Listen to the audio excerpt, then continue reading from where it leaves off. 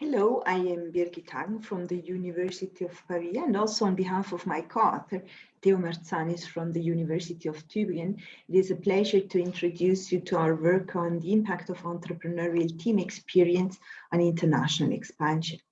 We look into entrepreneurial teams as drivers of early and fast and intensive international expansion. Entrepreneurial teams in this context have received little research attention, and this is surprising because the majority of new ventures is team founded, but it is even more surprising in view of the fact that entrepreneurs, so the founders of new ventures, are considered a key resource for the small and young firm. So what we do is we look into multiple dimensions of prior experience, so experiential knowledge acquired prior to foundation, because it has been described in the entrepreneurial internationalization stream of research as one of the key drivers of this fast and early international trajectory. With regard to our theoretical background, we depart from the premises of Upper-Echelon-Theory and the fact that organizations are reflections of their management. So the premise of bounded rationality is based on the assumption that, especially when it comes to strategically important and complex decisions, and internationalization decisions, of course, are an example, managers do not proceed objectively, but they are influenced by subjective experience, and they are more subject to subjective experience the more complex the environment, the internal and the external environment is, because this puts high levels of job demand, and they are more subject to the influence of prior experience, the higher their managerial discretion is. So if we look at complexity, of course, we can say that in the new venture, in the international new venture context, complexity is high, external and internal, just because those companies are subject to a triple liability, that is a liability of smallness and newness and foreignness. So they are moving in a dynamic and complex environment, internally and externally. So the job demand from this side definitely is high. With regard to managerial discretion, we can say, well, yes, they do have latitude of action. Internally, it is straightforward because there is no hierarchy, there is no structure, there are not yet roles to be established. So the entrepreneurs, yes, they do have discretion. But this is also true if you look at the external environment, because very frequently their advantages are, or their offerings are based on innovation and differentiation advantages. So also from this point of view, yes, they do have latitude of action. So based on those two dimensions and a very quick and brief explanation on how they display in a new venture context, we can establish, or we can say that this theory, the upper echelon theory, can be transferred from the large and established firm context to our firm context. We can even say that we do expect it to be even more predictive than it would be in the large and established firm context. So now we have been saying that the team is important, and it is, here you see, simply and first and foremost just because of the mere question of size, because of course the more members, the more entrepreneurs you have, the more resources the venture holds.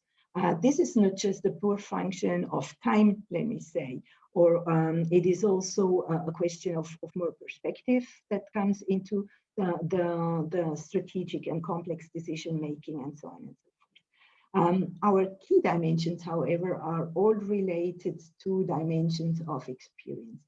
And we are looking into industry experience, work study experience.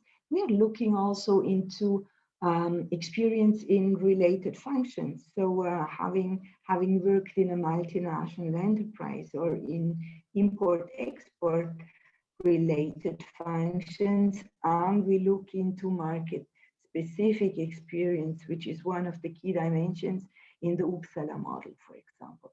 So this experiential knowledge that the founders hold, this is of a multifaceted nature, and it's, as is the case with entrepreneurial teams, also the many facets of such experience have been downplayed or have not been fully investigated in extant literature.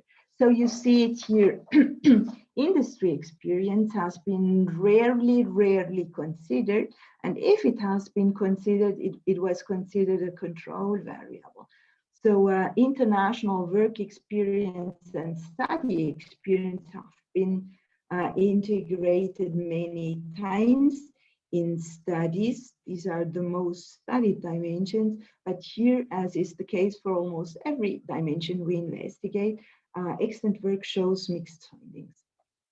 The experience in related functions, as was the case for industry experience, has been really included. But here, the positive impact that extant work finds prevails. Market-specific experience, and this is truly surprising, is not present in extant work.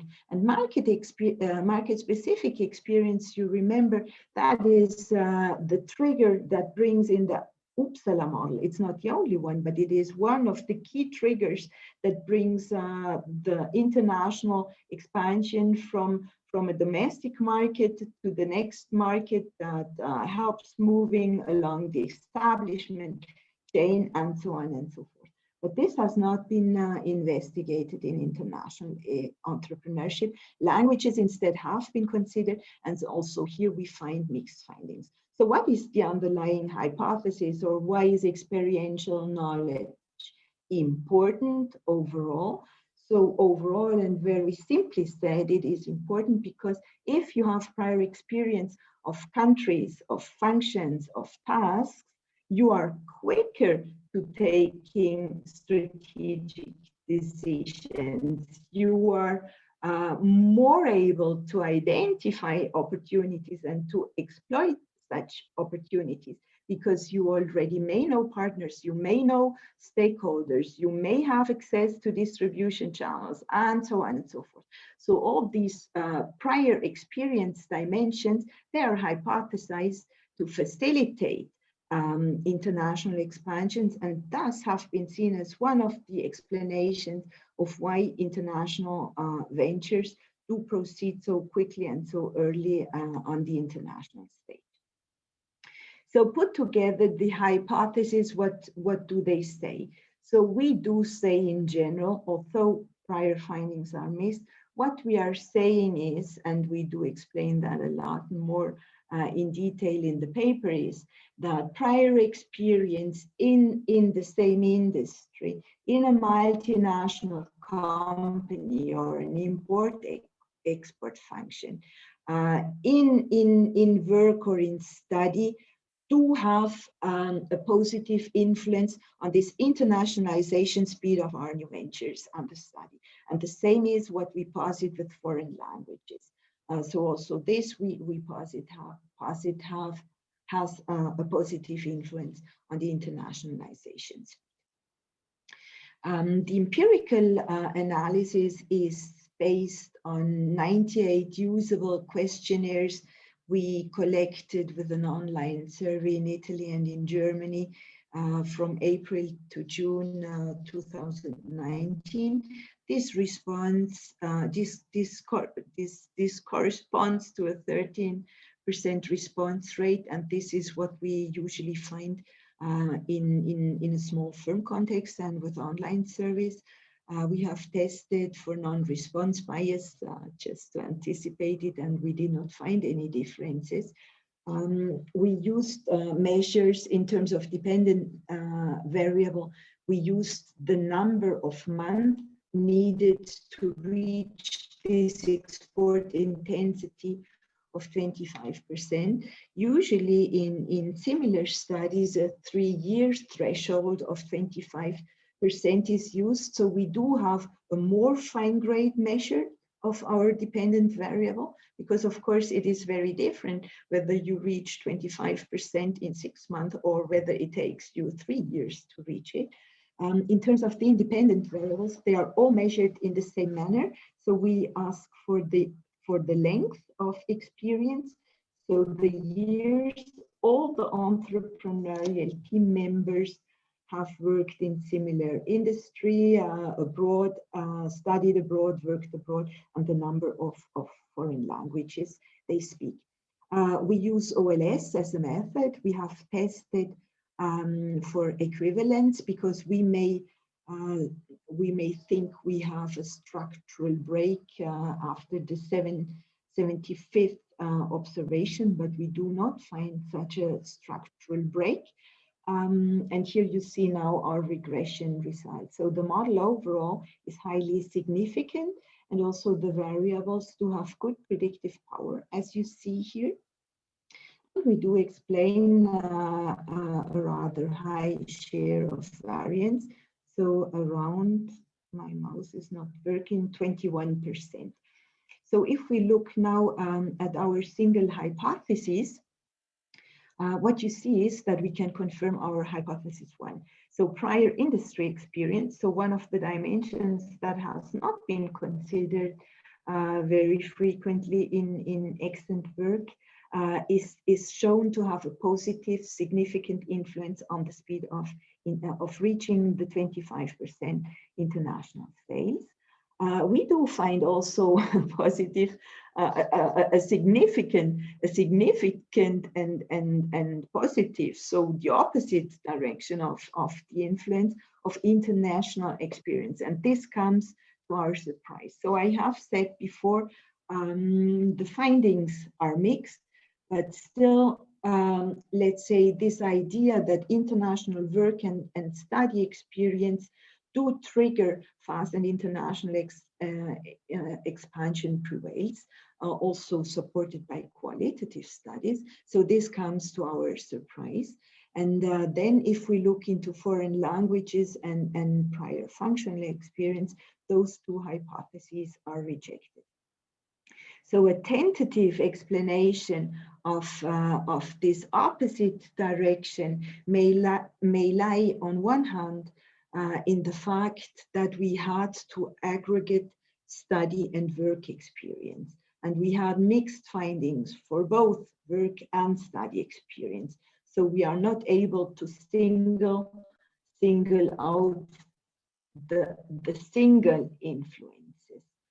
On the other hand, if we move beyond, let's say, data or small sample size and aggregate dimension, but if we look at it from a content side explanation, what we do is we look at the speed of reaching 25% international sales.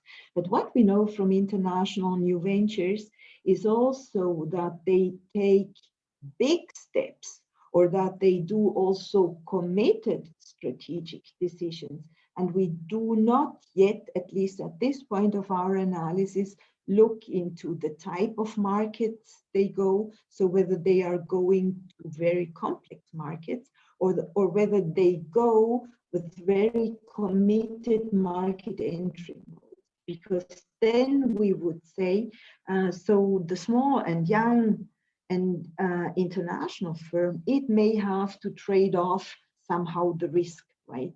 And so it cannot be speedy and quick to international sales, and at the same time be active in many complex markets and be very committed in its entry mode. So this is another explanation, but of course, this finding, which runs counter to much of the current knowledge in international experience, needs further investigation. So it is at the same time an attractive avenue for future research.